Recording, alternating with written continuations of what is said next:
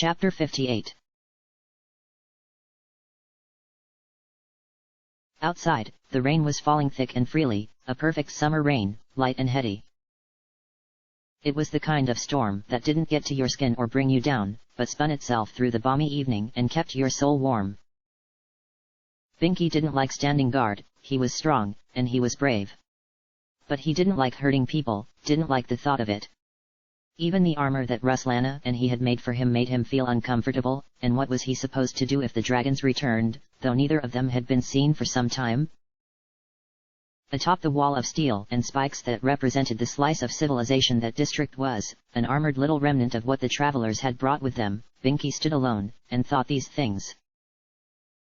Yet they did not frighten him, for a little hope in his mind told him that things would work out, in the end.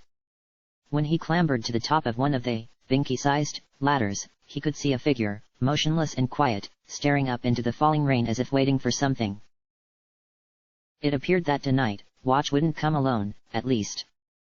Good news to celebrate the coming of the Age of Rivers. Hello, skeleton wizard. Do you like the rain up here? Very much so, whispered Grendolf, fixated into the darkness as streams of rain falling from his crimson skull before splattering to the ground. Will it bother you if I am present here? You see, But Binky didn't need anyone to explain things to him. He knew enough to know even when scary bone men were suffering, and no one deserved to suffer. Placing one massive hand gently against Grendolf's shoulder, Binky took a seat at one of the parapets and watched the rain, as well. Don't know if there's anything bad that can come on a rainy day. Rainy day means the best time for planting. Soon, the nice gardeners will grow lots of real food. Cucumbers and berries and apples. Of course, the nice gardeners hadn't been let out of district while Lorelei recovered. Ruslana refused to let anyone travel the new roads they had laid after Lazarus had torn through them, for his acidic smog clung to the ruined pavement and refused to leave. Tensions had dissipated a little, but there was a real fear in the air. It'd change with good food, and as the dragons themselves left, though. Binky had faith. If I had to leave, would you tell Ruslana that I am sorry? What are you saying, Mr. Grendolf? Surely you can stay around for a little bit. Grendolf was entirely silent. Whatever thoughts were going through his head were dark and horrible indeed, for even though his face didn't shift like that of a living soul, the weight of ages and worries was bearing down upon him all the same. Of course I could. But I have failed in my mission, and this world is doomed because of it. I have failed again, and that means that it will be devoured by the void, and I do not wish to see it. Was the Lich shaking? Binky shook his head, feeling the unwieldy helmet he wore. It had been cast from an overlarge colander, wobble as he did. Hey. It's okay to be scared. Binky is really scared too. Doesn't feel normal. Time is coming up to say goodbye to people, and Binky doesn't want to do that. Is that what you're scared of, or is the void scarier than saying goodbye, even? Grendolf stopped shaking, but seemed as exhausted as a skeletal sorcerer could be. Worse than that, I'm afraid. Do you think that someone who has done bad things in the name of a kind of justice can be a good person? Of course. Binky responded, instantly.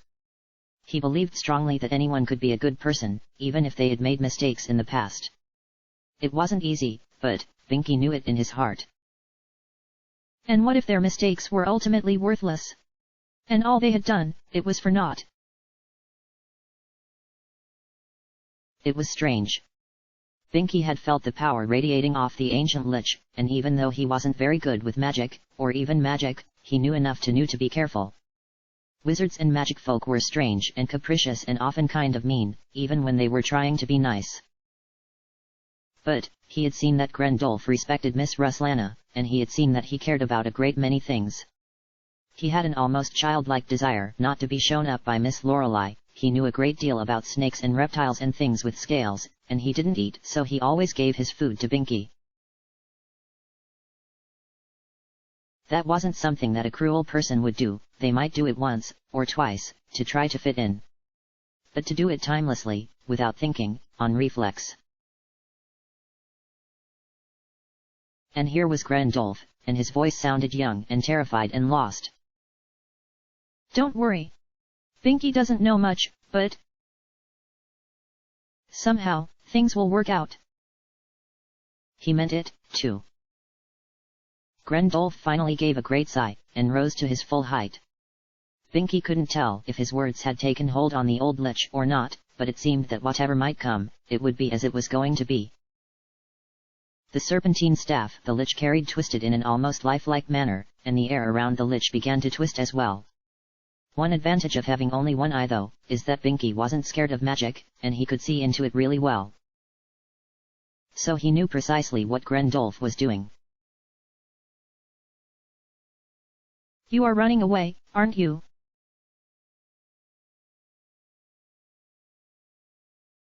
Yes. Grandolph replied, whispering. I'm running away. I'll be back, though. Next time, I'll do it right. I shall save everyone and destroy the void. There will be no more patterns, no more reconstructions. This next world, will. Binky shook his head and shut his eye. He wasn't sure what the lich was talking about, wasn't sure the lich knew, either. He had ideas of his own, and he wouldn't judge Grandolph too harshly, but it was what it was. Miss Ruslana will miss you. Mr. Paul will miss you. Miss Lorelei'll miss you. Mr. Zhao'll miss you. Miss Zambi'll miss you. Mr. Bones'll miss you, also. The little boulder people will miss you. And I'll miss you, too. Maybe you'll come back. And Grandolph hung his head low. I am sorry. I will not come back. Then he was gone, utterly. Binky sighed, and wondered what he'd tell Ruslana. She had been on edge, but doing that thing where she'd try to get tough because she was worried about everyone else. She was sometimes like Grandolph in that way, but it wasn't a bad thing, it just didn't always help. And people got frustrated when they couldn't help, and scared.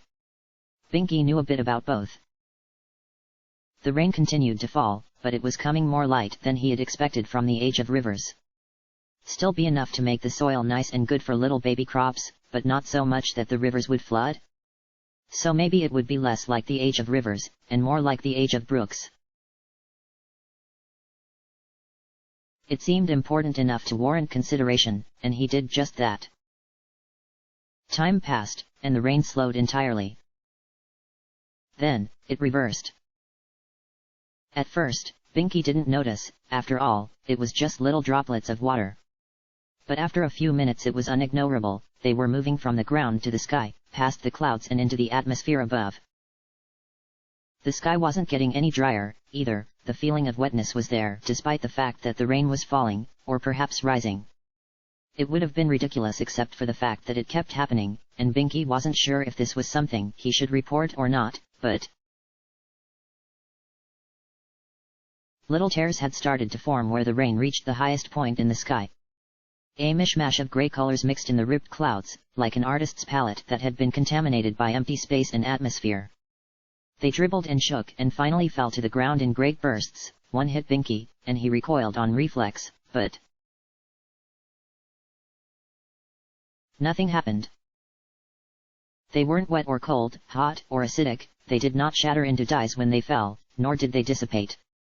They just hung in the air, like slabs of solid paint that were only visible from a certain angle. Indeed, Binky had to look just right to see the piece that had fallen near him. And this was definitely something to report. He ignored the crunch of the ground as he jumped down the wall. Now wasn't the time to worry about little things like gravity or minor pains. This could be dangerous, maybe, and that meant that he'd have to tell Ruslana, right now. Both about this, and about Mr. Grandolph. The sky continued to melt and twist above, and where the phosphor melted away the sky, strange sounds could be heard, but only if you stopped to listen. Some of them sounded like long and high-pitched whistles, and others sounded like the hiss of steam evaporating into the murky midnight. And when they finished, the fallen bits of sky pulled themselves from the ground as well, hooking themselves back into the heavens as if they had not fallen in the first place. They did not drag clumps of soil or rock with them, but some fit unevenly, leaving little splotches of dead light where their seals were not perfect. The sky protested in agony, and even without listening you could hear it bursting along the seams.